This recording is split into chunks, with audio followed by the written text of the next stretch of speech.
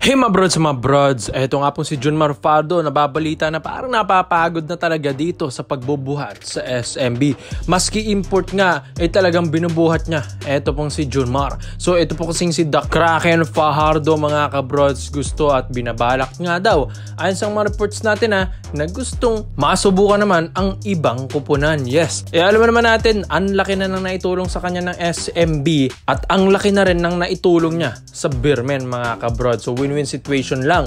Pero eto pong si Junmar, syempre gusto rin naman neto ng isang kupunan na natutulungan din siya sa hardcourt mga kabrods, dahil bali-balita nga na ito pong si Fajardo gusto rin netong lumipat sa isang kupunan na hindi lang palagi siya yung play mga kabrods, dahil pansin nyo dito sa Beermen, diba, hindi nga sila nakapasok ngayong playoffs round, yun, laglag na sila ngayon dahil nga sa kakulangan ng pwersa ng Beermen, dahil Fajardo lang sila ng Fajardo, yung import din na Malik Pope wala rin masyadong naitulong, tapos yung mga ibang locals mga kabrods hindi rin masyadong nakakatulong mga brods. Ito lang talagang si Junmar ang isa sa mga nagiging consistent dito sa Beermen, kaya gusto nito yung makupunan din naman na matutulungan din ang kanyang mga production mga kabrods, dahil pag itong si Fajardo nga gumagawa nga ito 30 puntos patas mga brods, tapos nauuwi sa talo, sayang talaga yung pagsisikap neto ni Junmar. Yes, andun na yung malaking sahod ni Fajardo dito sa Beermen, pero iba pa rin yung meron kang katulong sa kupunan mo mga kabrods, yung meron kang kanang kamay katulad na lang ni LeBron and Anthony Davis na Luka Doncic na ngayon. Kaya ito pong si Fajardo mga kabrods, ito yung magiging biggest trade na naman sa history ng PBA pag ito yung lumipat ng ibang kupunan mga kabrods dito sa ating pambansang liga, dahil may mga balita at reports na rin na dati nang ino-offeran ito pong si Fajardo na mag-training sa US dahil sa mga NBA Summer League, pero tinatanggihan niya. Tapos isa na rin yung mga offers sa Japan, sa Korea, Taiwan at ibang Asian League dito sa atin mga kabrods, pero ayaw pa rin ni Junmar dahil syempre loyal siya sa Beermen. Pero ito na nga dumating na sa point na ito pong si Junmar ay napapagod na. Syempre mga kabrods, once na mapagod ka, talagang maghahanap ka ng katulong mo. Well, ayon din naman sir mga reports, wala pa namang certain na kupunan na gustong lipatan na ito po ni Junmar. Siguro nga, kung malilipat ito, siguro sister team lang din mga kabrods, dahil hindi pwedeng bitawan talaga ito ni Boss Al Francis Chua sa pudar ng SMC Group, dahil ito ay parang nagiging go-to guy, bread and butter, franchise player na ng SMB. So kung malipat man ito, it's either Ginebra lang or Hot Shots ang pwedeng lipatan nito ni Fajardo Macabrods, yung kupunan na kailangan talaga ng isang big man. Well, siguro nga Magnolia yun mga kabrods, dahil kailangan din talaga ng big ng Hot Shots. Kung Ginebra, syempre titignan din natin mga kabrods kung pwede siya dyan, dahil ang dami rin namang pwedeng kupunan na pwedeng puntahan ni Junmar, dahil kahit anong kupunan pa yan, fit na fit siya. Grabe rin kasi yung skills nito ni Fajardo na may 8-time MVP at ilang kampyonato nang naibibigay sa SMB, dahil kapag gumawa kasi ito ng bola sa ilalim, maski import titibagin ni Junmar, maski Gilas Pilipinas International mga kabrods, kinakain lang ni Fajardo. Yan ang kagandahan sa kanya, para ka talagang merong import na sa iyong kupunan. Kaya yan ang kinaganda ni Junmar, dahil kapag ito yung makuha mo, tsak, kampyonato na ang maiisip mo mga brods, basta tulungan mo lang si The Kraken. Kaya ikaw mga brods, sa tingin nyo ba ito po bang si Fajardo, sa lahat ng mga SMB fans, dapat bang lumipat na si Junmar dahil wala na siyang katulong sa SMB? Or SMB dapat ang mag-adjust sa kanya at bigyan nito ng katulong sa roster nila next season? Kaya komento mo lang pinyo mo dyan mga brods, at isa natin yan.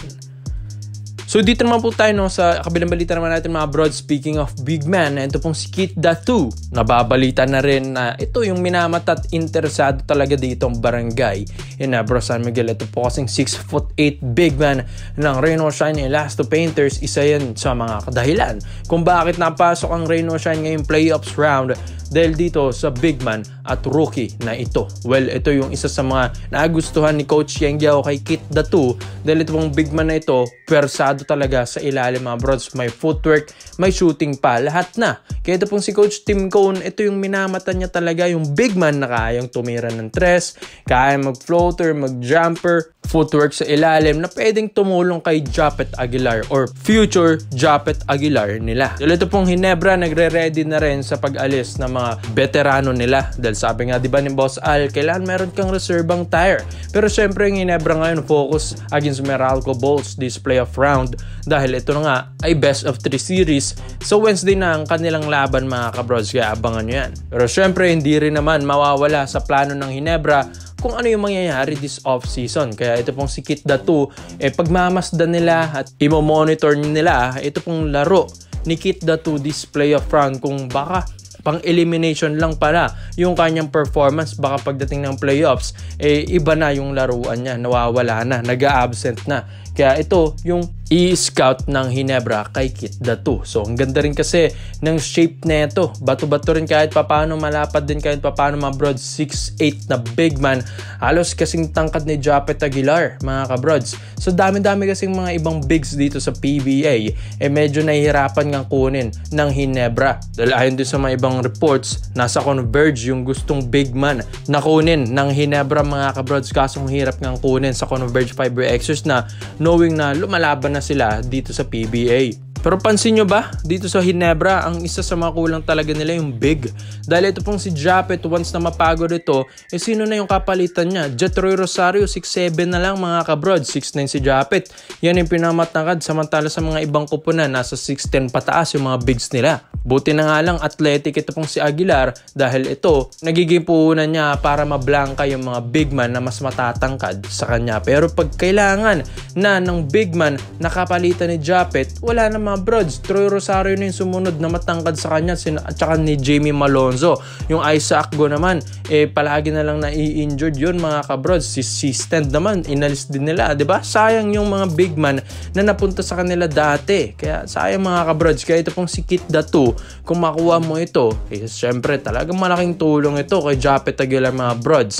Tapos, tuwing Commissioner's Cup pa mga kabrods, katulad nito, wala tayong height limit pero ang kinukuha pa rin nila si Justin Brownlee na 6'6 to 6'7 lang ang height. Tapos yung mga ibang imports na makakalaban nila, mga halos 7-footer na yung taas mga kabrods. Kaya ang hirap na naman si Japeth Aguilar, laging labas dila si Japeth pagdating sa ilalim ha. Kaya ito pong Ginebra, okay na sana yung lineup mga brods. Ang ganda na ng triangle offense.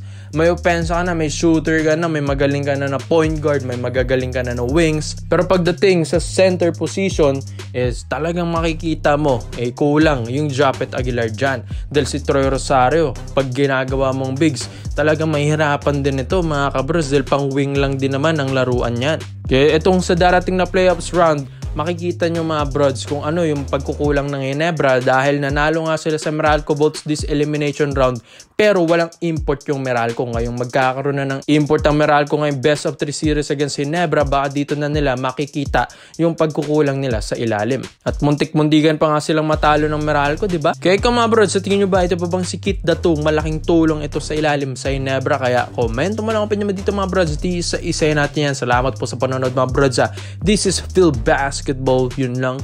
I'm out.